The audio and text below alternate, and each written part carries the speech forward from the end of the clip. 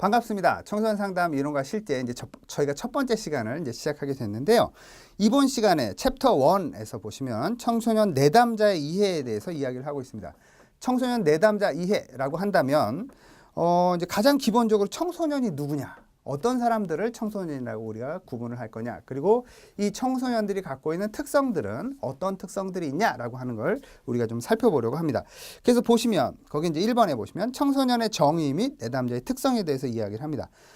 청소년이 어떤 사람들을 청소년이라고 부르냐라고 하는 게 뭐가 중요하겠냐, 뭐가 중요하냐면요. 다른 내용들은 뭐 사실 여러분이 그냥 뭐 상식적으로 이렇게 알아두시면 되는데 우리나라 법에서 어떤 대상을 청소년이라고 부른다라고 하는 법이 좀 다릅니다.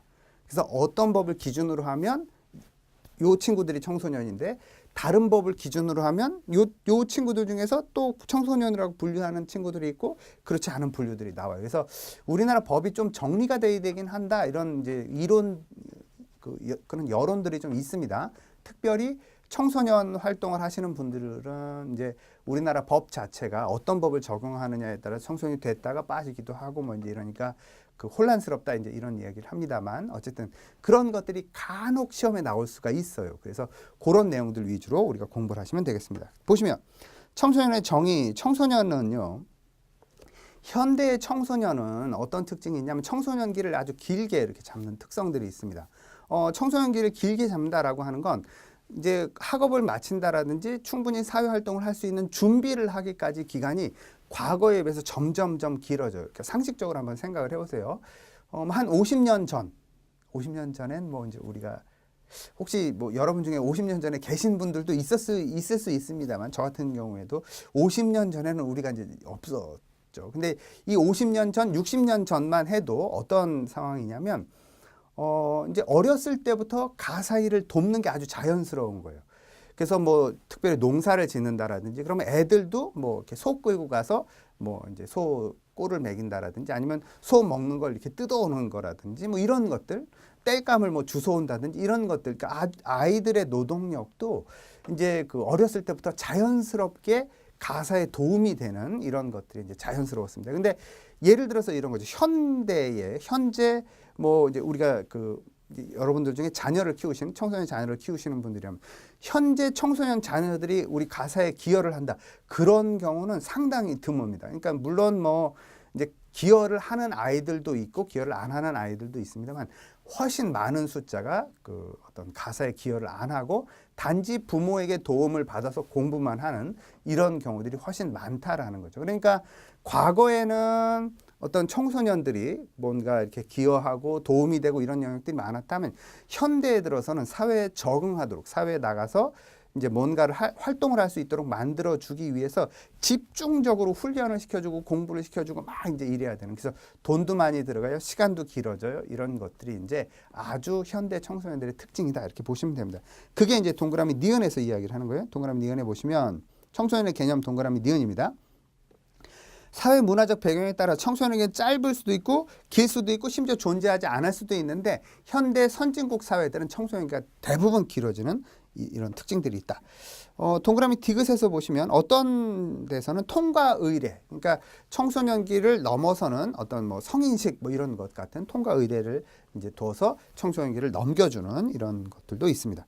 동그라미 리을에서가 이제 우리가 이야기하고 현대 사회에서는 고등교육이 발달함에 따라서 재학 기간이 연장되고요, 직업 훈련 기간이 연장되고 이래서 청소년기가 점점 길어지는. 그래서 우리나라도 이제 뭐 고등학교까지만 졸업해서 일을 하는 게 아주 보편화됐던 시대에서 대학 졸업 자체가 보편화되고 이제 또 요즘은 애들이 대학원까지 가는 이런 것들이 보편화되는 이런 것들이에요. 그래서 청소년기가 천천히 길어지고 있습니다. 동그라미 2번에 보시면 청소년기를 구분하는 방법. 유엔 기구에서는 청소년기를 언제부터 언제까지 15세부터 24세까지. 그러니까 15세가 안 된 14세까지 아이들은 청소년기가 아니라 아동. 그러니까 뭐 이렇게 유년기 뭐 이제 이런 식으로 구분을 하는 거고요. 그다음에 이제 국제 식량 기구 FAO에서는 10세부터 24세까지. 그러니까 조금 더 넓게 보는 거죠. 이 시기를 청소년 시기 이렇게 이제 보는 겁니다. 우리나라는 법률에 따라서 제가 아까도 말씀드렸듯이 법률에 따라서 청소년기를 보는 시기가 달라진다라는 거예요. 청소년 기본법, 청소년 활동법, 청소년 복지법, 청소년 보호법, 청소년이라고 들어간 이런 법들. 그러니까 여기서 청소년이라고 들어간 법들 중에서 하나 빠지는 게 아동 청소년의 성보호에 관한 법률 요것만 제외하고 나머지 다 청소년이라는 용어가 들어간 법률들은요. 청소년 연령을 이제 9세에서 24세까지를 이야기합니다. 근데 기본법, 지능법, 지원법은 9세에서 24세까지를 청소년으로 보는데 청소년 보호법에서는 만 19세 미만, 그러니까 19세가 안 된 친구들 전체를, 그러니까 0세부터 이렇게 보는 거죠. 그래서 그 시기를 이제 청소년으로 본다라는 겁니다. 그러니까 아주 어렸을 때부터를 이제 보는 게 특징인 겁니다. 그다음에 소년법이라고 소년이라고 명칭을 부르고 19세 미만으로 이제 분류를 하고요. 아동 청소년의 성보호에 관한 법률 여기도 보면 19세 미만으로 이렇게 분류를 합니다. 그러니까 법에 따라서 몇 살이 청소년이 되기도 하고 빠지기도 하고 이제 이렇게 되는 겁니다. 아동복지법에서는 18세 미만. 그러니까 19세, 18세 이렇게 막 헷갈려요. 근데 이제 보통 이제 구분하는 게 24세 또 19세 여기 요 나이가 좀 많습니다. 근로기준법에서는 이제 15세 미만이 이제 연소자로 이렇게 청소년으로 구분을 하는 거죠. 쉽게 말하면. 그 다음에 형법과 민법에서는 이제 미성년자로 구분하는데 형법에서는 19세 미만을 미성년자, 그 다음에 민법에서는 형법에서는 14세 미만을 미성년자, 그다음에 민법에서는 만 19세 미만을 미성년자로 구분합니다. 그래서 법에 따라서 좀 이게 구분이 달라져서 좀 통일된 기준이 필요하지 않냐 이제 이런 얘기를 하게 됩니다. 양가로 2번에서 보시면 청소년 내담자의 특징, 청소년 내담자들은 어떤 특성들을 갖는 내담자들이 보통 청소년 내담자의 특성들이 공통된 특성이냐? 동그라미 1번에서 상담 동기가 부족하죠. 그러니까 청소년 상담을 현재 하고 계신 분들 그리고 청소년 상담에 대해서 뭐 하지는 않지만 뭐 공부를 하시는 분들 이런 분들은 전형적으로 아시겠죠. 청소년 아이들은 끌려옵니다. 대표적으로 끌려오죠. 그러니까 주로 끌려오는 게 부모님한테 끌려오고요. 그 다음에 이제 끌려오는 게 선생님한테 끌려옵니다. 아니면 사고를 쳐서 이제 뭐 명령에 의해서 뭐 어떤 그 법원 명령에 의해서 상담을 오거나 그래서 전형적으로 비자발적인 참여를 하는 게 특성입니다. 그래서 상담 동기가 대단히 부족하죠. 비자발적으로 참여를 하니까 이게 이제 청소년 내담자의 그 아주 큰 특징이고요. 동그라미 2번 상담자에서 오해가 많습니다. 그래서 너 상담 좀 받자 그러면 이제 뭔가 이렇게 혼나러 가는 것처럼 그러니까 상담 선생님을 마치 이렇게 그 어떤 벌 주는 선생님을 상담 시간 자체를 내가 무슨 벌 받는 시간이다 이렇게 생각하는 그런 경향들이 좀 많습니다. 이게 이제 청소년 내담자의 특징이다. 이렇게 상담자에 대해서 오해를 하는데 뭐 생활지도 선생님과 비슷하게 생각을 한다든지 그래서 상담 시간 자체가 내가 벌 받는 시간 뭐 이렇게 생각하는 그런 경향이 높다는 거예요. 동그라미 3번 지구력이 부족합니다. 꾸준히 유지하는 거 어려워요. 청소년들은. 그래서 이제 집중력에 한계가 있기 때문에 지구력이 부족한. 동그라미 4번 인지적 능력이 좀 부족합니다. 인지적 능력이 부족하다 그러면 머리가 좀 나쁘냐 이제 이런 게 아니라 이제 자기중심성이라든지 이런 것들이 좀 이렇게 성인들에 비해서 좀 더 많죠. 그래서 인지적으로 그게 맞다 틀리다를 판단하는 데 있어서 조금 더 부족한 그런 면들을 좀 많이 보입니다. 그래서 나타나지는 특징이 거기 두 번째 줄에 보시면 상상적 청중, 상상 속 청중이라는 용어를 제가 본 책들에서는 상상 속 청중이라는 용어를 좀 많이 더 많이 쓰는데 어쨌든 상상적 청중 또는 상상 속 청중.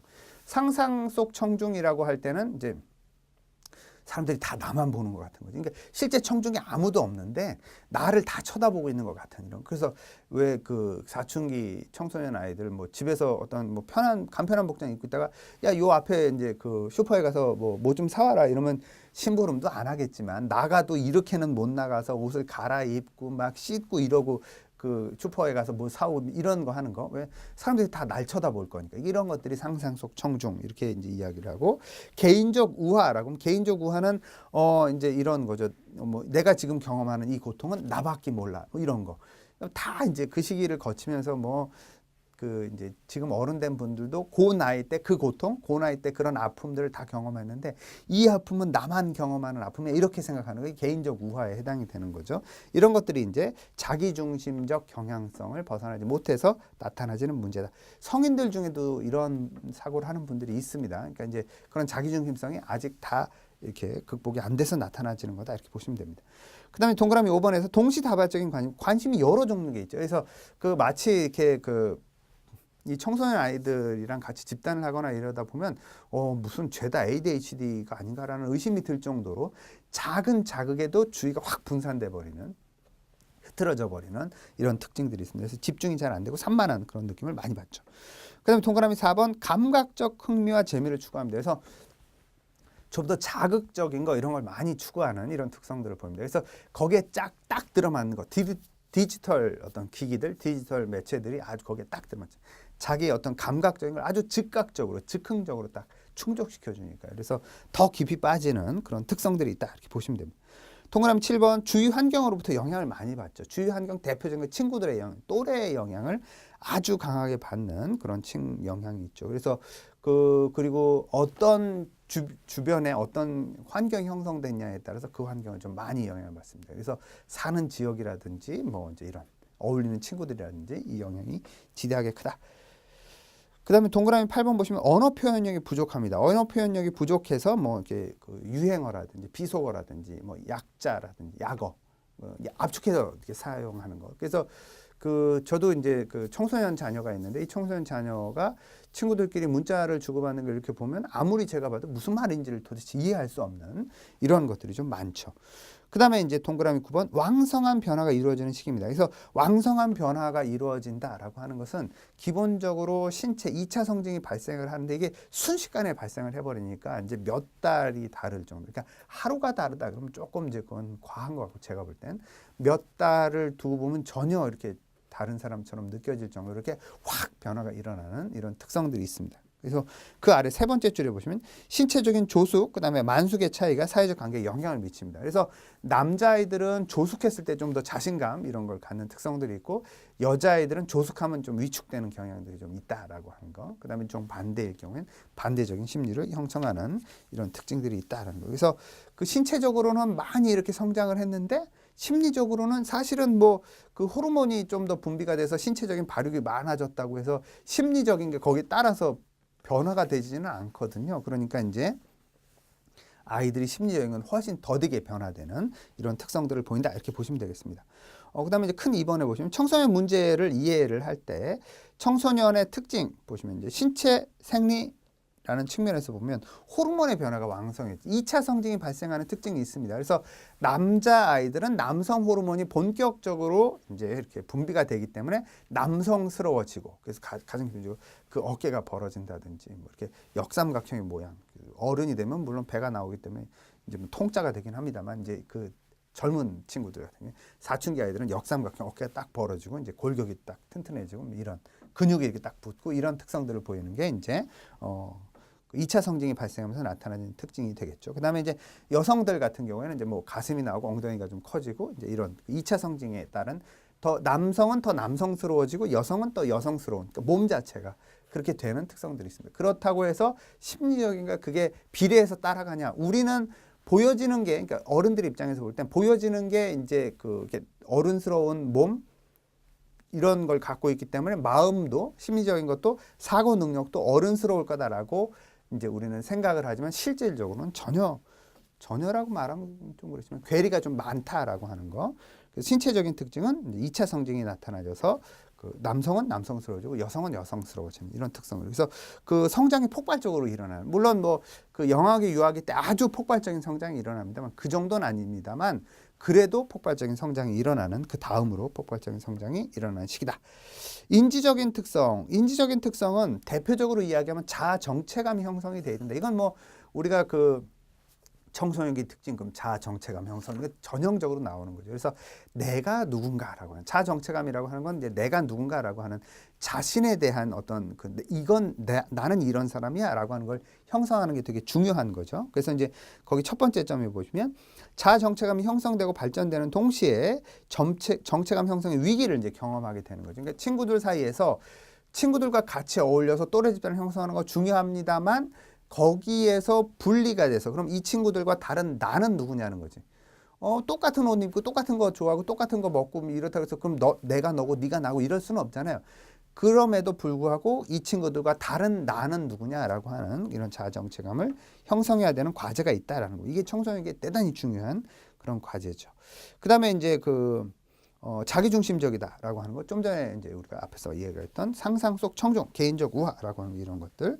그 다음에 이제 위에서 네 번째 점에 보시면 사회적 이해력이 점차 발달해 나가는 그런 측면이 있죠. 그러니까 자기가 직접 경험하지 않아도 다른 사람의 이야기를 듣고 간접 경험을 통해서 이렇게 우리가 알아나갈 수 있는 이런 측면들이 있는 거고. 그 다음에 이제 그 아래쯤에 보시면 언어와 시각 정보와 같은 상징적 표현 체계를 이해할 수 있는 이런 능력들이 있고요.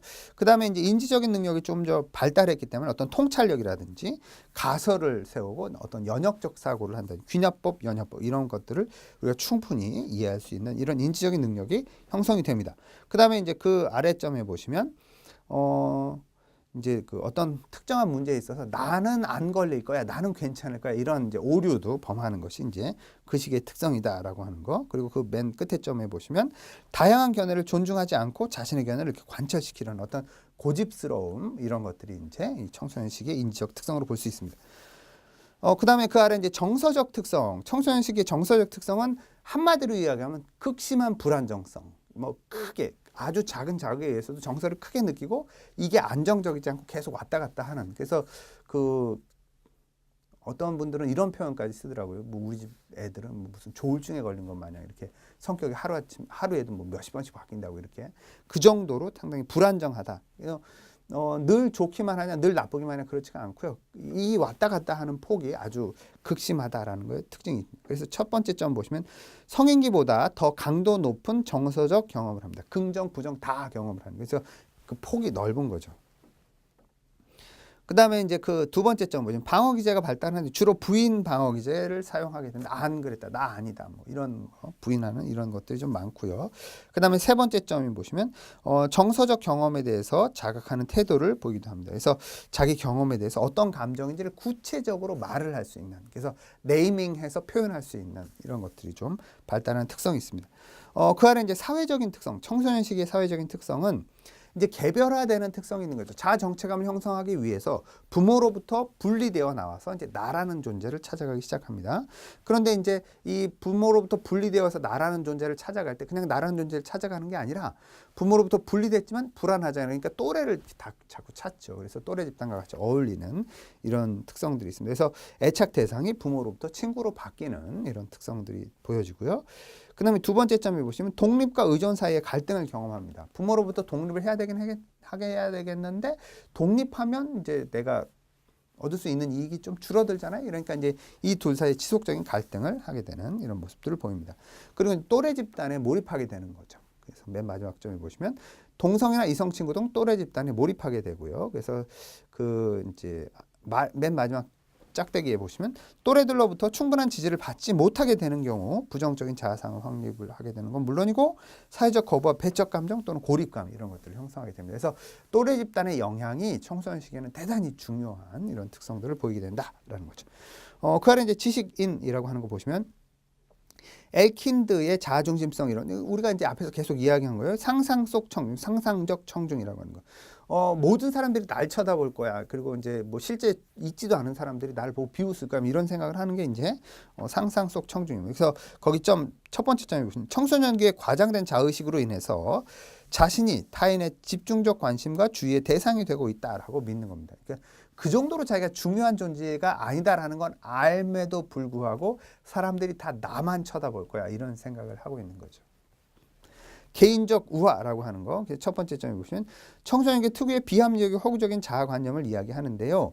내 경험은 남들이 전혀 경험해보지 못한 나만의 경험일 거예요. 그래서 이 고통은 나만이 갖고 있는 고통이야. 나만 경험하는 아픔이야. 뭐 이제 이런 거. 그래서 뭐 이렇게 그 이성 친구랑 사귀다 헤어지면 이런 아픔은 아무도 경험해보지 못했을 거야. 이런 뭐 그런 쓸데없는 생각들을 하는 게 이제 청소년 시기의 특징인 거죠. 이 개인적 우화 이렇게 얘기합니다.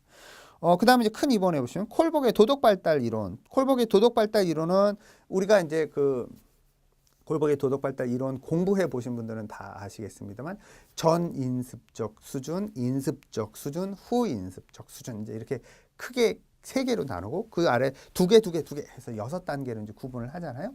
그래서 보통 청소년기의 발달은 인습적 수준에 해당되는 발달, 그래서 3단계 혹은 4단계에 해당되는 그런 이제 그 발달에 해당이 된다 이렇게 보통은 이야기합니다. 그래서 그거는 이제 뒤에서 우리가 그 도덕 발달에 대해서 좀 더 이야기할 기회가 있을 때 이야기를 하도록 하고요.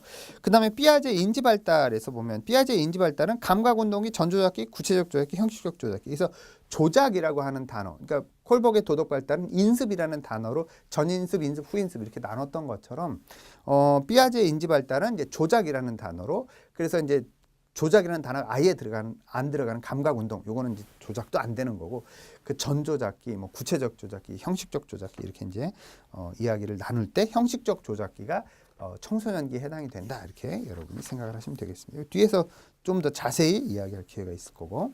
그다음에 양가로 2번에 보시면 청소년 및 청소년기에 대한 개념의 변화라고 하는 거. 고전적으로는 이 청소년기 자체를 이렇게 중간 단계, 뭐 어정쩡한 단계, 이게 빨리 지나야 되고 이 시기에는 뭐 사고도 많이 치고 이제 이런 개념이 좀 더 강했다면 현대에 들어서는 어떤 식으로 바뀌냐면 청소년기 자체의 고유성을 인정하는 쪽으로 생각이 좀 많이 바뀌어가고 있다라는 거. 그래서 이 시기에는 뭐 어떤 그 나름대로의 자율성과 나름대로의 책임감을 가질 수 있는 존재다 이렇게 이제 인식을 많이 하고 있습니다.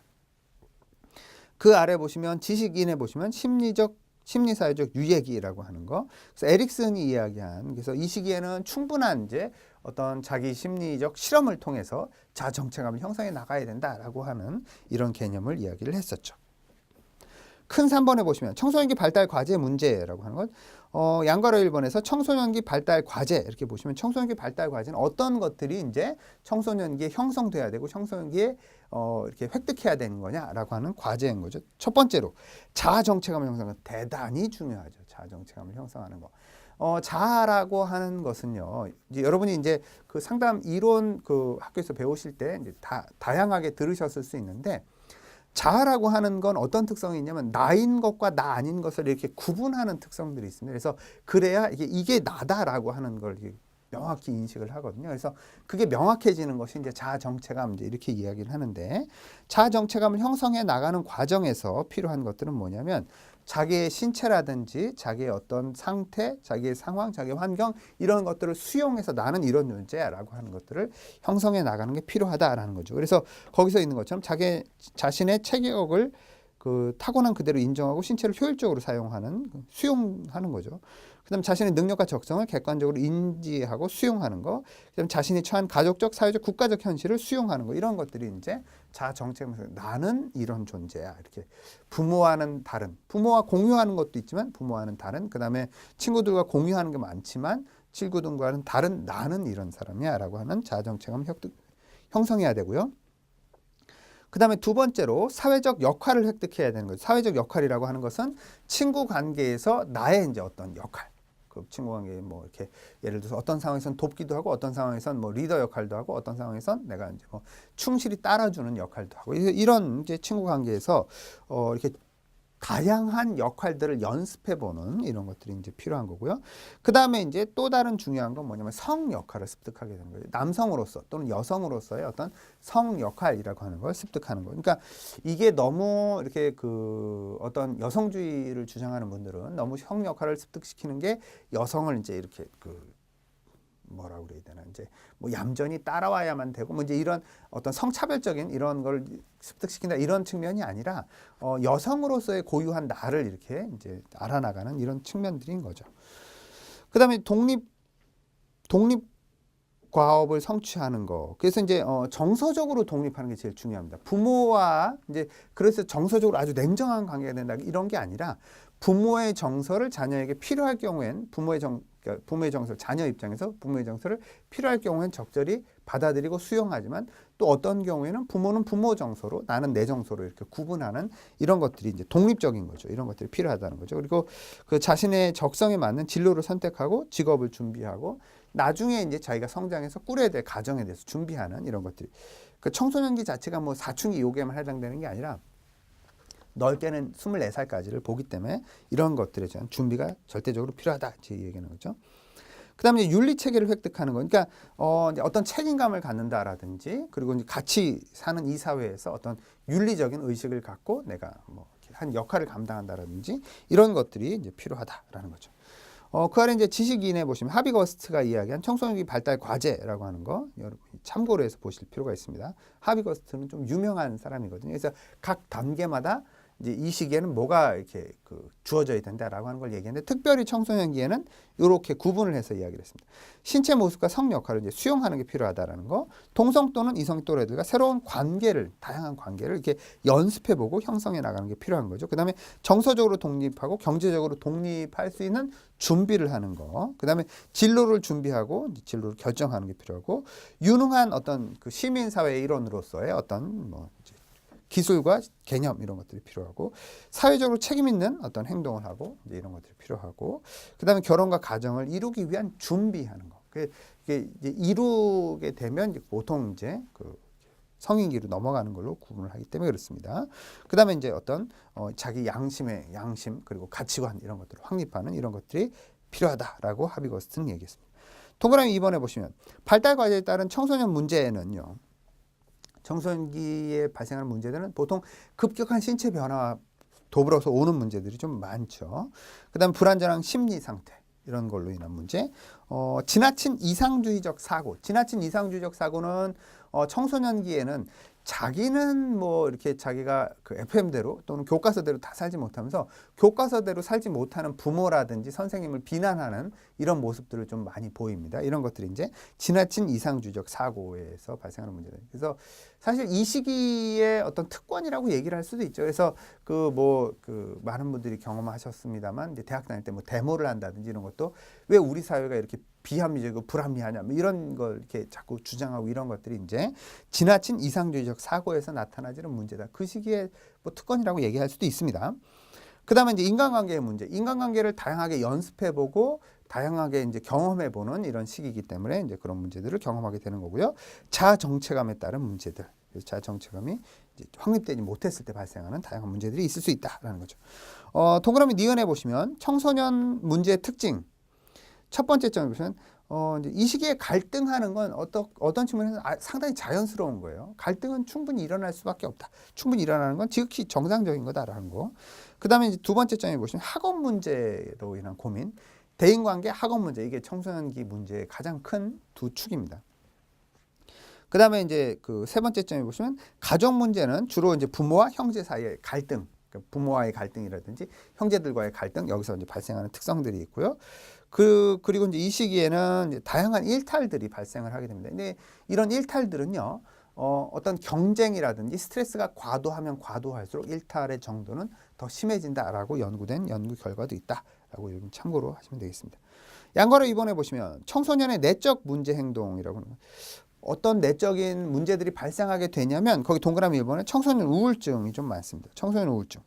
청소년기에 우울을 호소하는 친구들이 많아요. 근데 청소년기 우울의 특징 그러면 여러분 이제 이상심리 할 때 이제 또 나옵니다만 청소년기 우울의 특징은요. 보통 가면성 우울증 이런 얘기를 하죠. 그래서 전형적인 우울 우리가 이야기할 때 전형적인 우울 어깨가 이렇게 처지고 기운도 없고 말도 조그맣게 하고 천천히 움직이고 이런 게 이제 전형적인 우울의 어떤 패턴이라고 이야기를 한다면 청소년기 우울은 그렇지가 않고 막 신경질 내고 화내고 뭐 이런 식으로 막 짜증내고 이런 식으로 나오기 때문에 우울하다 그래도 우울이 잘 믿어지지 않는 그런 부모들이 좀 많습니다. 그래서 이 청소년기 우울의 특징은 그렇다. 거기 이제 동그라미 기억해 보시면 청소년기 우울은 여자 청소년들에게서 여성들에게서 여자 학생들에게서 좀 더 많이 나타나지고요. 남자아이들에 비해서 좀 여성들이 좀 더 많습니다. 그래서 이제 청소년기 우울의 접근은 예방적 접근이 좀 많죠. 그래서 스트레스에 어떻게 효과적으로 대처하는가, 그리고 그걸 어떻게 우리가 잘 준비해서 이겨낼 수 있는가 이런 예방적 접근이 훨씬 많습니다. 동그라미 2번 자정체감의 위기죠. 자정체감의 위기는 사실 그 동그라미 기억 개념에서 보시면 실존에 대한 근본적이고 궁극적인 질문이죠. 한마디로 얘기하면 나는 누구인가? 나는 어떤 사람인가 스스로 질문하고 스스로 답을 할 수 있으면 정체감이 적절히 형성된 그런 이제 청소년들인데 내가 누군가라고 질문을 스스로 던졌을 때 거기에 적절하게 답을 못하면 그게 이제 정체감 혼돈을 경험하고 있는 상태이겠죠. 그래서 이제 그 자정체감 위기를 경험하게 되는 발생 원인을 보시면 동그라미 니은에서 상충적인 사회적 요구라든지 어떤 이제 뭐 진학, 진로, 학업 이런 것들에 대한 선택의 강요, 인지 능력이 증대되고 동시 대상이 변화하고 지나친 이상주의적 사고, 그다음에 인간관계 또는 성 역할 이런 것들이 이제 혼돈스러움 때문에 자아 정체감의 위기를 더 많이 경험하는 이런 경우들이 있다라는 겁니다. 양과로 3번에 보시면 청소년의 사회적 문제 행동, 청소년기 문제가 사회적으로 나타나질 때는 어떤 방식으로 나타나지는가라는 거예요. 동그라미 1번에 보시면 가출. 청소년기 가출이 좀 많죠. 많다 이러면 이제 어느 지역에 사느냐에 따라서 많다고 또 동의가 되시는 분도 있고 그런 애들이 많아요. 이렇게 얘기하시는 분들도 실제로 있습니다. 강의하다 보면. 근데 이제 전반적으로는 청소년기의 어떤 일탈 행동 중에 가출이 좀 많기는 합니다. 이제 동그라미 기억해 보시면 가출 청소년들의 대다수는 어떤 문제가 있냐면 이미 가정이 해체된 경우가 좀 많기 때문에 돌아갈 가정이 없는 거예요. 가출을 일정 시간 하고 났더니 돌아갈 가정이 없어요. 왜? 가정 자체가 와해되어 버려서 이런 친구들이 좀 많습니다. 가출 청소년들은 대체적으로 학교에서도 이탈이 되는 이제 경우가 많죠. 그래서 학업 중단이 일어나는 경우들이 좀 많습니다. 그래서 아주 나쁜 경우는 유흥업소로 이렇게 빠지게 되는 이런 경우들도 많죠. 그 다음에 동그라미 2번에서 청소년 사회 문제 행동으로 이제 좀 많이 나타나는 거 학교 폭력. 학교 폭력이라고 이야기할 때는 거기 동그라미 기억에서 학교 폭력 학교 안에서만 나타나는 폭력이 학교 폭력이 아니고요. 청소년 또래 학교 다니는 나이 또래 아이들이 일어나는 모든 폭력을 학교 폭력 이렇게 이야기합니다. 그래서 거기 동그라미 기억에서 학교 안이나 밖에서 학생을 대상으로 폭력이 일어날 때 학교 폭력 이렇게 얘기하는 특성이 있죠. 그래서 동그라미 니은에서 학교 폭력의 특성, 청소년 폭력의 특성 보시면 첫 번째 심각한 범죄 단계에 이르는 경우가 많습니다. 뉴스 같은 데서도 보시면 요즘 뭐 아이들이 그냥 뭐 이렇게 몇 대 때려가지고 흔히 말하는 용어로 삥 뜯는다. 이렇게 돈 좀 뜯어내고 이런 정도는 뉴스거리도 잘 안 돼요. 그냥 이제 뭐 학교에서 뭐 학폭위 열어가지고 해결하는 이런 수준인데 요즘 뉴스에 나오는 건 뭐 성인 범죄들처럼 뭐 이렇게 인신매매까지는 아니지만 뭐 가둬놓고 뭘 시킨다라든지 아니면 뭐 폭력이 너무 과해가지고 뭐 거의 크게 망가질 정도로 이렇게 폭력을 가한다든지 뭐 이런 것들이 좀 많죠. 이런 것들이 이제 심각한 범죄 단계에 이르는 학교 폭력이 됩니다. 그래서 그렇게 이제 성인을 모방해서 한다든지 아니면 좀 더 이렇게 자극적인 이런 것들을 추구하다 보니까 비행이 점점 많아지는 이런 측면들을 보이게 된다는. 그다음에 이제 세 번째 점에 보시면 학교 폭력의 경우를 이렇게 우리가 관찰을 해보면요, 양심의 가책을 느낀다든지 이런 게 잘 부족하거나 뭐 그런 게 잘 없는 경우도 최근에 많이 발생합니다. 그래서 죄의식이나 책임감 이런 것들을 못 느끼는 경우가 많고요. 그 다음에 이제 특성 맨 마지막 점에 보시면 청소년 폭력, 학교 폭력에 있어서는 집단화되는 경향이 있습니다. 그러니까 청소년기 아이들은 죄를 질 때 혼자 죄를 잘 안 져요. 성인들은 혼자 죄를 짓는 경우들이 많은데 청소년들이 죄를 질 때는 얘네들이 이제 그것도 또래 집단 경향성이 있기 때문에 혼자 죄를 잘 안 짓고요. 뭉쳐서 죄를 지는 특성들이 있습니다. 그래서 집단화되는 경향이 있고 나이가 점점 낮아지는, 나이가 어린 아이들도 모방해서 죄를 짓는 이런 경우들이 많이 발생한다. 이렇게 보시면 되겠습니다. 그 다음에 이제 동그라미 디귿의 학교폭력 관련된 위기상담은요. 보통 학교폭력과 관련되어 있는 상담을 하기가 참 어렵습니다. 왜 어렵냐면요. 가해자 있고요. 피해자 있잖아요. 그 가해자 부모 있고 피해자 부모가 있습니다. 근데 학교도 있어요. 그러니까 이해관계가 되게 얽혀가지고요. 원하는 게 다 달라요. 가해자 부모가 원하는 거, 피해자 부모가 원하는 거, 그 다음에 학교에서 원하는 게 이런 게 다 달라가지고 사실은 이제 이 청소년 폭력 문제, 학교 폭력 문제를 상담하는 상담사들 같은 경우는 법적인 문제에 대해서, 법적인 절차라든지 법적인 처리에 대해서도 좀 어느 정도 알아야 적절히 대처가 되는 경우가 훨씬 많습니다. 이런 것들이 참 중요하다라는 거죠. 그래서 이런 게 참 어려워요. 그래서 복잡한 양상을 띠고 있고요. 그래서 법적인 지식들이라든지 법적인 어떤 자문을 구할 수 있는 어떤 시스템 이런 것들이 좀 필요합니다. 그리고 특별히 학교 폭력 같은 경우에는 이제 생명이라든지 안전 이런 것들을 최우선해서 진행해야 되는 이런 특성들이 있습니다. 그래서 중재적 역할을 하는 게 상당히 중요하다. 동그라미 3번에서 보시면 이제 가출과 청소년 폭력, 학교 폭력 다음으로 이제 많이 등장해야 되는 게 학업 중단 문제입니다. 학교 이탈 청소년, 뭐 학업 중단 청소년 이런 표현으로 많이 사용을 하는데 학업을 중단하게 되는 요인들은 여러 요인들이 있죠. 그래서 이 여러 요인들로 인해서 학업을 중단하게 되는데 환경적인 요인이 가장 많다라고 보통 이야기를 합니다. 그래서 원인 및 특징 보시면은요. 그래서 두 번째 점이 보시면 사회적으로 낙인을 찍어버려요. 학교를 이탈해서 이제 학교 안 다니는 애들. 그러면 이제 청소년으로 잘 어른들은 대하려고 하질 않습니다. 이제 마치 이제 성인이 된 것처럼 대하려는 그런 경향성도 좀 있습니다. 그래서 범죄로 가는 경우들이 좀 많고요. 근데 학업 중단을 이제 하게 되는 경우가 보면 도피, 어떤 학업에 대한 스트레스로부터의 도피라든지 친구 관계로부터의 도피라든지 이런 도피적 성격을 띤 학업 중단이 좀 많습니다. 그래서 이제 그랬을 때 도움을 주기가 조금 쉽지 않은 이런 측면들이 있는 거죠. 그래서 그런 걸 염두에 두고 우리가 이제 상담을 진행해야 된다. 동그라미 4번 청소년기의 또 다른 이제 사회적 문제 행동으로 보시면 성 문제가 좀 많습니다. 청소년 성 문제. 청소년 성 문제는 이제 아이들이 우리가 앞에서도 이해했던 것처럼 2차 성징이 발생을 하죠. 그래서 이제 몸 자체는 거의 성인에 가까운 그런 이제 그 몸을 보입니다. 그래서 그렇기 때문에 성과 관련된 이런 문제들이 많이 발생을 하게 돼요. 거기 이제 특징, 동그라미 니은의 특징 보시면 청소년 성비행이라고 하는 것은 행위자가 청소년이기 때문에 문제가 되는 비위비행적 성격을, 지위비행적 성격, 지위비행적 성격이다라고 하는 것은 뭐냐면 청소년 지위에 있기 때문에 비행이 되는 이야기를 하는 거예요. 청소년 지위에 있기 때문에 비행이 된다는 거. 예를 들어서 성인이면은 비행이 안 돼요. 성인이면 비행이 안 되는 대표적인 거 술 마시고 담배 피고 뭐 이런 거.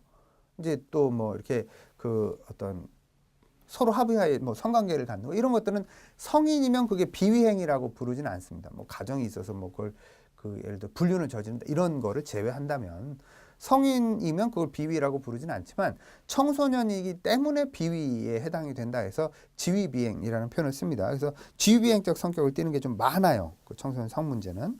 그래서 이제 이게 그 나이에 걸맞지 않은 행동이다라고 하는 것을 청소년들이 잘 인식하는 게 좀 필요한 거죠. 그래서 특성 맨 마지막 점에 보시면 사회학습적 관점에서 보면은요, 청소년들의 성 문제 행동은 사회 문화적 환경 내 학습 과정을 통해서 형성되는 경우가 많습니다. 그러니까 이 사회 분위기 자체가 어떤 성에 대해서 좀 더 건강한 이제 어떤 개념을 갖고 건강한 접근을 많이 하면 청소년 성 문제도 줄어들 가능성이 높고요.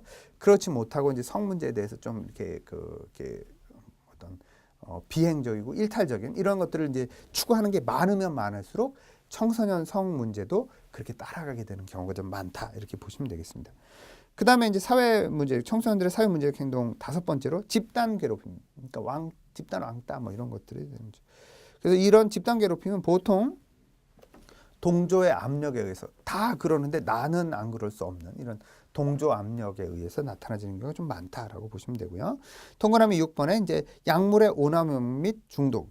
이게 아주 심각하지는 않습니다만 일부 청소년들에게 있어서는 담배 문제라든지 아니면 술 문제라든지 이런 것들이 좀 나타나지는 이런 특성들이 있다라는 거예요. 그래서 어떤 유전적 요인도 있고요. 환경적 요인도 있어서 그런 문제들이 나타납니다.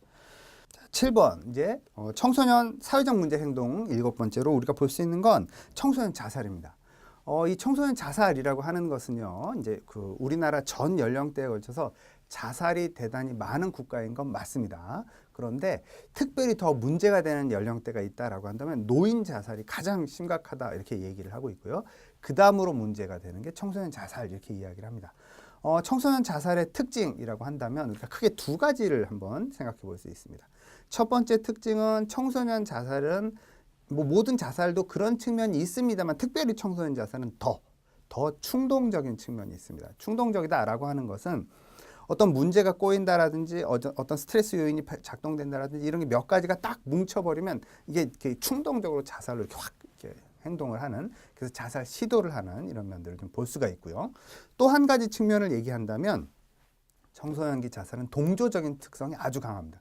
동조적이다라고 한다면 이게 이제 어떤 측면이냐면 저도 상담을 하면서 봤던 케이스 중에 하나인데 이제 친구가 이렇게 자살 어떤 충동이 있어서 자살로 이렇게 훅 가는 자살 충동, 자살 시도를 하는데 그때 같이 해주는 거예요. 같이 따라가주는 이런 행동들이 나타나집니다. 이게 이제 동조적이다라는 거죠. 그래서 청소년기 자살이라고 하는 것은 상당히 이제 위험한 그런 행동이 되는 거죠. 그래서 이제 교재를 보시면 동그라미 기억에 자살 행동은요, 자살 사고, 그러니까 자살 생각, 자살 시도, 자살 행동 이렇게 이제 우리가 구분을 해볼 수가 있습니다. 그래서 우리가 이제 보통 청소년 자살에 있어서 어떤 뭐 입원 치료라든지 이런 것들이 필요하다라고 하는 것은 자살 사고, 자살 생각에서 입원 치료를 바로 시키지는 않고요. 자살 시도 부분에 가서 우리가 잘 구분을 해서 이제 더 진전되지 않도록 도와주는 이런 것들이 필요합니다. 그 청소년 자살의 특성 보시면 실제로 자살 시도하는 비율은 여성들이, 그러니까 여학생들이 훨씬 더 많습니다. 근데 자살에 이걸 성공이라는 용어를 꼭 쓰는 게 좀 이렇게 어색하긴 합니다만 자살에 이르르는, 그래서 자살 성공이라는 표현을 쓰기도 합니다만 자살 성공을 하는 건 남학생들이 훨씬 더 많습니다. 그래서 시도는 여학생들이 많이 하지만 정말 치명적인 자살 시도는 남학생들이 훨씬 더 많이 하는 이런 특성들을 보이고요. 두 번째 점 보시면 충동적으로 일어나기 쉽다. 그리고 감성적인 경향이 많고요. 세 번째 점이 보시면 모방 자살의 형태가 좀 많습니다. 그 다음에 이제 네 번째 점이 보시면 어떤 제스처형이나 호소형, 그래서 내가 이만큼 힘들다 이런 자살 시도가 훨씬 많습니다. 그 다음에 가정 불화를 자신의 탓으로 생각해서 죄책감으로 인한 자살도 훨씬 많이 발생하는 이런 특성들이 있고요.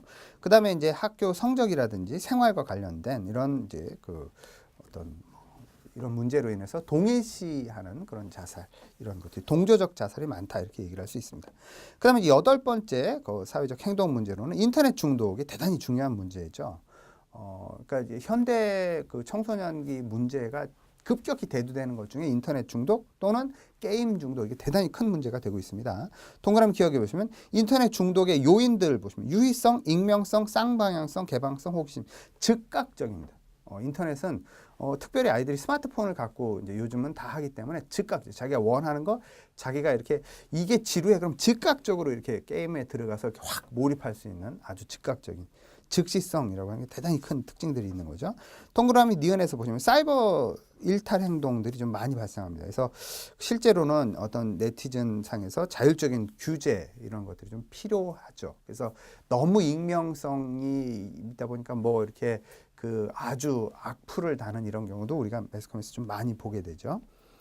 동그라미 디귿에 보시면 인터넷 중독의 대처 방안으로서는 가장 이상적인 방식들은 뭐냐면 일지를 작성하게 하는 거. 내가 뭐 하루 일과를 혹은 인터넷을 쓸 때 몇 시 몇 분에 시작해서 몇 시 몇 분에 끝났다. 어떤 게임을 했다. 이런 것들을 쓸 수 있는 게 좋은데 실제로는 잘 안 합니다. 아이들이. 거기 이제 빠져있는 애들이 그런 거 하겠습니까? 잘 안 해서 실시를 시키는데 해오는 친구들은 많지는 않다. 이런 맹점이 있습니다. 그래서 사용 시간을 계획하고 사용하도록 한다라든지 아니면 시간을 효과적으로 이제 활용할 수 있는 어떤 기법들을 훈련시킨다라든지 이런 것들은 좀 중요한 요소들이 되고요. 그 다음에 이제 자기 자신에 대해서 객관적으로 내가 친구들은 예를 들어서 하루에 몇 시간 정도 하는데 나는 대체적으로 몇 시간 정도 하는구나. 그래서 자기를 객관적으로 볼 수 있도록 만들어주는 거 이런 것들이 이제 필요합니다. 그다음에 그 외에 이제 인터넷 외에 즐거운 것들을 많이 개발하는 게 사실은 가장 중요하다는 거예요. 인터넷이 이제 혹은 스마트폰 게임이라든지 이런 게 즐거워서 참여를 하는데 이거보다 더 즐거운 게 있다면 사실 많은 청소년들이 거기서 빠져나올 가능성이 높기 때문에 더 즐거운 이런 활동들을 우리가 많이 개발해 주는 게 필요한 거죠. 또 전문가의 상담을 받도록 도움을 주는 거 대단히 중요하다라는 겁니다. 양거로 4번에서 보시면 최근 우리나라 청소년의 문제의 전반적인 경향성을 보면 동그라미 1번에 비행 상담에서는 학교 폭력 관련 문제가 많이 증가하는 그런 모습들을 보이고요. 그다음에 동그라미 2번 진로 상담에서는 진로 정보 탐색에 대한 요구가 큰 그런 이제 추세들이 나타나주고요. 그다음에 동그라미 3번 인터넷 중독 이런 것들, 그러니까 뭐 스마트폰 중독 이런 것들이 급격히 증가하는 그런 모습들을 보입니다. 동그라미 4번 또래 관계에는 대인관계 문제에 가장 큰 비중을 차지해요. 이 시기에 또래 관계가 제일 중요하기 때문에 그렇죠, 당연히. 그다음에 동그라미 5번 전체적으로는 학업과 진로에 관한 고민을 가장 많은 아이들이 하고 있다라고 하는 거. 이런 것들이 이제 청소년 시기에 있어서의 어떤 특징들, 청소년 시기에 나타나지는 어떤 요소들이다라고 우리가 잘 이해하면 되겠습니다. 여기까지 수고하셨습니다.